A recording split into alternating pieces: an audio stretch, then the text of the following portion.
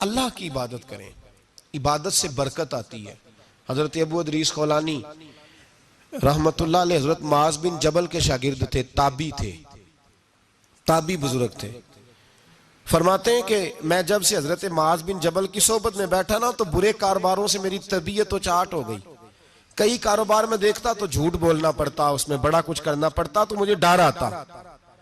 आप फरमाते मैंने ना बड़ी कोशिश की, पर मेरी मर्जी का काम मुझे, सूफी काहिल नहीं होते, फरमाते मेरे अंदर ताकत थी कि मैं हलाल कमा के बच्चों को खिलाऊं, पर मेरी मर्जी का काम नहीं मिलता था, हद हो गई।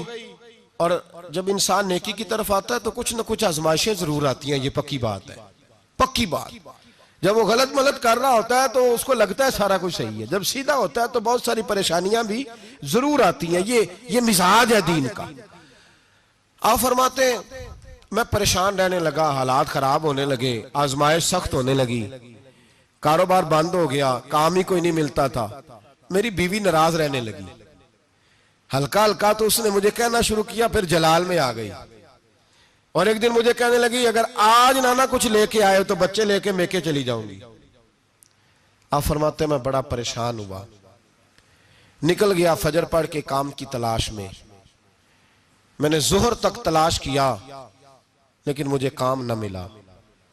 आप फरमाते नहर फुरात के किनारे तपती हुई रेत पे मैं बैठा था, तो मेरे दिल में ख्याल आया बंदों की मजदूरी नहीं मिलती तो आज अल्लाह की ना कर ले, आज अल्लाह की मजदूरी ना करें। आप फरमाते मैंने गर्म रेत से तयम्मुम किया, वुजू किया वहीं फुरात, और गर्म रेत पे कपड़ा बिछाया तो नफल पढ़ने शुरू कर दिए। जोर से असर तक नफल पढ़े, जोर से। चले मैं एक दुआ करता हूं, आप आमीन कहना। अल्लाह करे कि हम मगरब के बाद वाले नफल ही पढ़ने शुरू कर दें। नबी करीम सैयद आलम सल्लल्लाहु ताला अलैहि वसल्लम के गुलामों का हाल देखे, इबादत का हाल देखे। फरमाते मैंने कहा अल्लाह की मजदूरी करे, जोर से असर तक नफल पड़े गरम रेत पे। और जब असर हुई ना तो मैंने अपने रुमाल में ना थोड़ी सी रेत बांध ली।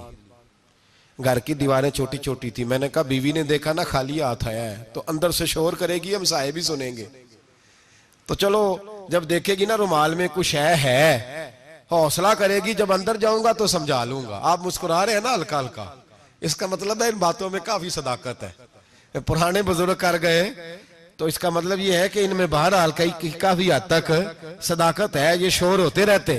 कहते मैंने वो कहा कि चलो दूर से देखेगी तो घर जाके समझा लूंगा। आप फरमाते पहले मेरी बीवी दरवाजे पे बैठी रहती थी, बच्चे बैठे रहते थे, मुंतजिर होते थे कि कुछ लेके आए, घर में फाका होता। आज मैं गया तो शोर ही कोई नहीं, कोई शय नजर ना आई। वो रेत से भरा हुआ मेरा पल्लू मैंने दरवाजे के साथ रखा, अंदर चला गया। बीवी को आवाज दी कहां हो, कहने लगी मुंह हाथ धो लो, मैं रोटी लेके आई। तो हाथ धो गई, रोटी किधर से आई? इस घर में तो फाके थे, खाना किधर से आया? कहते रोटी लाई, सलाद भी लाई, दूध भी लाई, उस जमाने में जो नेमतें थी फल भी लाई, सारा आ गया। मैंने घूर के देखा, मैंने कहा किधर से आया ये सारा कुछ, कहां है बच्चे? कहने लगी रोटी खा के बाहर निकल गए हैं। मेरे दिल में ख्याल आया मेरी बीबी का किरदार तो चांद से ज्यादा उजला है, तो ये सारा कुछ कैसे आया? मैंने कहा ये कहां से आया सारा कुछ? तो कहती है मेरी तरफ देख के कहने लगी पता नहीं आज किस करीम की मजदूरी करने चले गए थे, पता नहीं किस करीम की मजदूरी पे चले गए थे।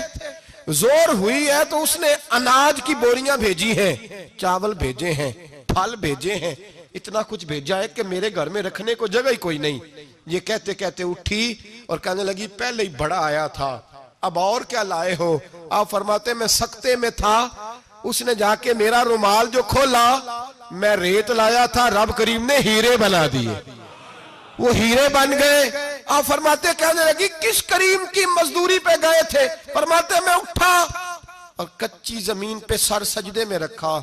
मैंने कहा मालिक मैं सारी जिंदगी दुनिया राजी करता रहा, लोगों के दरवाजों पे खड़ा रहा, ताल्लुकात बनाकर थोड़ी सी रोजी के लिए जद्दोजहद करता रहा, धुतकारा गया, सताया गया।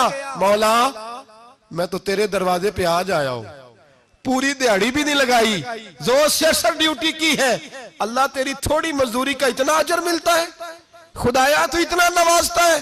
फरमाया अल्लाह मैं मेहनत भी करूंगा, काम भी करूंगा, लेकिन दुनिया की मजदूरी थोड़ी करूंगा, मालिक तेरी इबादत ज्यादा करूंगा। भाई याद रखो, हम सारी जिंदगी लोग कब्रों में चले गए, मस्जिद नहीं आए।